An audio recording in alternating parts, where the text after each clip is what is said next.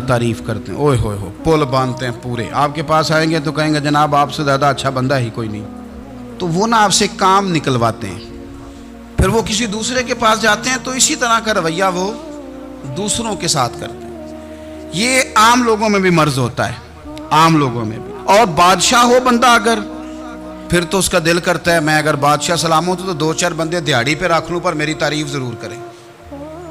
पाबंदी होती है, लोग ये काम बड़े शौक से करते हैं। और शेख सादी फरमाया करते थे लकड़ी को घिन खा जाती है और बड़े लोगों को खुशामद खा जाती है खुशामद। हज़रत उमर फारूक रज़ी अल्लाह ताला अन्हु इस मामले में भी बड़े मजबूत थे। वैसे मुझे और आपको अच्छा कौन लगता है? हमारी गलतियां बताने वाला। हमारे ऐसा फरमाया करते थे अपने दुश्मनों की बातों पर भी गौर रखो, तुम्हारे दुश्मन तुम्हें निखार देते हैं। तुम्हारे अंदर जो कोताहियां होती हैं वो तुम्हें पता चल जाती हैं कि यहाँ मेरी इस्लाह हो रही, उन पर गौर करो वो क्या कहते हैं। हजरत उमर फारूक की तारीफ की एक बंदे ने, कमाल तारीफ की। वो उसका ख्याल था कि रिजल्ट बड़ा शानदार आएगा। बादशाह की तारीफ होती थी तो फिर थैली जाती थी अशरफियों की, कमाल रिजल्ट आएगा। तो हजरत उमर जब वो पूरी कर चुका ना बात, तो फरमाने लगे तू खुद भी हलाक हुआ और मुझे भी हलाक ही कर दिया है, खुद भी तबाह हुआ है मुझे भी तबाह कर दिया। किस तरह की बातें कर रहा है। एक बंदा और आया और उसने आके कहा कि पूरी उम्मत में सबसे अफजल है फारूक आजम आप ही हैं। तो हजरत उमर फारूक फरमाने लगे तुझे तेरी माँ रोए, अबू बकर तुझसे भी अफजल थे, तेरे बाप से भी अफजल थे, और सिद्दीक अकबर मुझसे भी अफजल है और मेरे बाप से भी अफजल है। ये तू किस तरह की बात कर रहा है? यहाँ हर शय हजम नहीं हो जाती, फौरी तौर पे लोग डकार भी पूरा नहीं लेते। कुरान मजीद ने कहा फला तुज़क्कू अनफुसकुम हुवा अअलमु बिमन इत्तका, अपने मुंह से ना कहो मैं पाक साफ हूँ, अल्लाह ज्यादा बेहतर जानता है कि तुम में से परहेजगार कौन है। अपने मुंह से तारीफें करते कराते हो, ये मिजाज छोड़ दे। हजरत उमर रज़ी अल्लाह ताला अन्हु पसंद नहीं करते थे। एक आदमी ना चलता था वहाँ तो बड़ा मुतकब्बिराना चाल के साथ चलता। हजरत उमर ने देखा, यहाँ तक एहतसाब फरमाते थे, ज़मीन पे ज़ोर ज़ोर से पैर पटकता, चाल बड़ी उसकी मुतकब्बिराना, लोग बड़े परेशान होते। हजरत उमर ने एक दिन समझाया, बाज नहीं आया। अगले दिन पे दुर्रा निकाल लिया, लगाए 4 दुर्रे, फरमाया आज के बाद ना चलना इस तरह मदीने में पैर पटक पटक के। उस वक़्त तो उसे गुस्सा लगा, लेकिन कुछ देर के बाद ना जब गुस्सा उतरा तो हजरत उमर के पास आया, कहने लगा हुजूर अल्लाह आपका भला करे, आपने दुर्रे नहीं मारे, आपने तो शैतान भगा दिया जो मेरे साथ चिमटा हुआ था। चिमटा हुआ शैतान आपने मुझसे भगा दिया है। याद रखें मुस्नद इमाम अहमद बिन हंबल में हदीस है, अल्लाह के प्यारे रसूल सल्लल्लाहु अलैहि वसल्लम फरमाते हैं जो दुनिया में मुतकब्बिराना चाल के साथ चलता है ना, क़यामत के दिन वो अल्लाह से इस हाल में मिलेगा कि रब उससे नाराज होगा।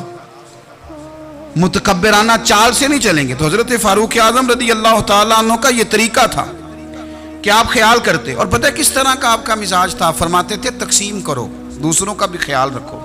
जिस तरह बंदा दीवाना वार नहीं लोगों का ख्याल रखता कि बंदा बिगड़े कोई ना, दीवाना वार। कुछ लोग तबलीग करते हैं रस्मी, और कुछ लोग ऐसे होते हैं जो लोगों की इस्लाह में दीवाने हो जाते हैं। उनकी ख्वाहिश होती है यहाँ भी बंदा ठीक हो जाए, यहाँ भी बंदा ठीक हो जाए, यहाँ भी बंदा ठीक हो। कुछ लोग कड़ी निगरानी करते हैं कि इंसान बिगड़ने ना पाए। हज़रत उमर फारूक रज़ी अल्लाह ताला अन्हु ना गोश्त वाली दुकान के पीछे जाके बैठ गए कई दिनों तक। वो कहने लगा हुजूर यहाँ क्या है? फरमाया तो अपना काम करना। गोश्त वाली दुकान पे बैठे, काम कर अपना, निगरानी करने लगे हजरत उमर। फिर आपने ना वो बंदे पकड़ लिए। कौन? जो 2 दिन मुसलसल गोश्त खरीदने आए, पकड़ के खड़ा कर लिया। फरमाया तू कल भी गोश्त लेने आया था? हुजूर हाँ। फरमाया आज फिर खाएगा? हुजूर जी। तो आप फरमाने लगे क्या तेरे मोहल्ले से गुर्बत खत्म हो गई है? तेरे रिश्तेदार सारे पेट भर के खाते हैं, तू 2-2 दिन गोश्त लेने आता है? फरमाया आज के बाद मुसलसल गोश्त लेने आया तो दुर्रे से मारूंगा, खबरदार ये काम ना करना। यहाँ तक निज़ाम एहतसाब का जब ख्याल रखा जाए फिर हालात बिगड़ा नहीं करते, फिर वो काबू में रहा करते।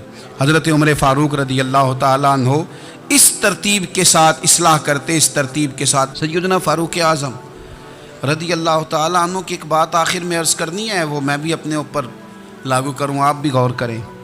حضرت عمر فاروق رضی اللہ تعالیٰ عنہ نے نا خط لکھا حضرت ابو موسیٰ اشعری کو. آپ فرمانے لگے یاد رکھنا جو گورنر جو امیر اپنے رب کریم کی فرما برداری کرتا رہتا ہے نا اس کی رعایا بھی اس کی فرما برداری کرتی ہے. اور جو لوگ اپنے رب کریم کی فرما برداری چھوڑ دیتے ہیں پھر جنہوں نے ان کی فرما برداری کرنی ہوتی ہے وہ ان کی فرما برداری چھوڑ دیتے ہیں. آپ نے سپہ سالاروں کو خط لکھے تھے، فوج کے جو جرنیل تھے کمانڈو تھے ان کو خط لکھے تھے. فرمایا جو سپاہی نماز نہیں پڑھتا اسے فوج سے نکال دو. اور ساتھ لکھا تھا یاد رکھو جو رب کا وفادار نہیں وہ ہمارا کیسے ہو سکتا ہے. نکال دو ان لوگوں کو، فوج سے الگ کر دو. ہم آج جو بے پناہ پریشان ہیں، ہمارے بچے بات نہیں مانتے، شاگرد بات نہیں مانتے، ہم شکوے کرتے ہیں، بے ادبی بڑھ گئی. ادب کے ساتھ میں گزارش کروں گا بڑوں کی بارگاہوں میں جو میری طرح کے بڑے بنے ہوئے ہیں، بزرگوں سے نہیں بات کرتا، ان سے میں کہوں گا کہ ہمیں ایک دفعہ اپنے اوپر بھی تو غور کر لینا چاہیے. کہیں ایسا تو نہیں ہے کہ ہم جب تک اللہ تعالیٰ کے فرما بردار تھے، جب تک ہم تقوی کے معیار پر تھے، ہماری بات ماننے والے ہماری بات مان رہے تھے. کہیں ایسا تو نہیں کہ ہم اس معیار سے ہل گئے ہیں تو اب جو ہمارے فرما بردار تھے وہاں سے ہل گئے. حضرت عمر رضی اللہ تعالیٰ عنہ فرمایا کرتے تھے کہ لوگوں کو عجب میں مبتلا نہیں ہونا چاہیے. خود پسندی کا جو ماحول ہوتا ہے اس سے لوگوں کو ہمیشہ نکلنا چاہیے. حضرت عمر کے ایک صاحبزادے نے کنگھی کر لی، اچھا لباس پہن لیا تو درہ مارا جناب عمر نے. تو آپ کی بیٹی کہنے لگی ابا یہ تو بالکل جائز ہے، اچھے کپڑے پہننا، اچھا لباس پہننا اور سر میں کنگھی کر لینا، اس پر درہ کیوں مار دیا؟ تو آپ فرمانے لگے بیٹا یہ خود پسندی میں مبتلا ہونے لگا تھا، یہ اپنے آپ کو بہت بھلا سمجھنے لگا تھا. اس کا خیال تھا کہ میں ہی ہوں، میرے علاوہ کوئی نہیں. یہ اس مقام پہ جا رہا تھا جہاں اس کی تربیت رک جاتی، اس لیے درہ مارا ہے. ایک دفعہ حکومتی معاملات کے اندر آپ کی اہلیہ نے مشورہ دینا چاہا. بڑے کام بیویاں نہیں کرتی، بڑے بڑے معاملات میں مداخلت نہیں کرتی. ہمارے بر صغیر میں وہ بادشاہ نہیں گزرا کہ جو فیصلہ کرتا تھا تو کرسی پہ بیٹھ جاتا تھا اور پردے کے پیچھے اس کی بیوی بیٹھ جاتی تھی، اور جب وہ فیصلہ سنانے لگتا تو یوں گردن پیچھے کرتا اور اہلیہ جو کہتی وہ فیصلہ سنا دیتا. لیکن ایک دفعہ خاتون نے ایک آدمی کو حضرت عمر نے معزول کیا تو آپ کی اہلیہ نے، اس آدمی کی اہلیہ حضرت عمر کی اہلیہ سے ملی ہوں گی، تو خاتون نے ذرا سفارش کرنی چاہی.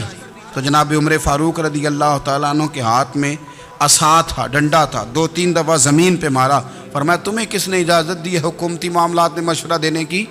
یہ مشورہ مولا علی دیں گے یا عثمان غنی دیں گے؟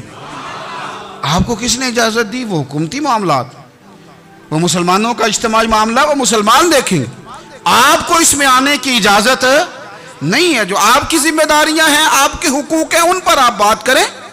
تو بھائی نظام میں احتساب اپنی ذات سے شروع کریں. ہماری اولادیں، ہمارے بچے، وہ باہر سے انہوں نے زیادہ اثر نہیں لیا.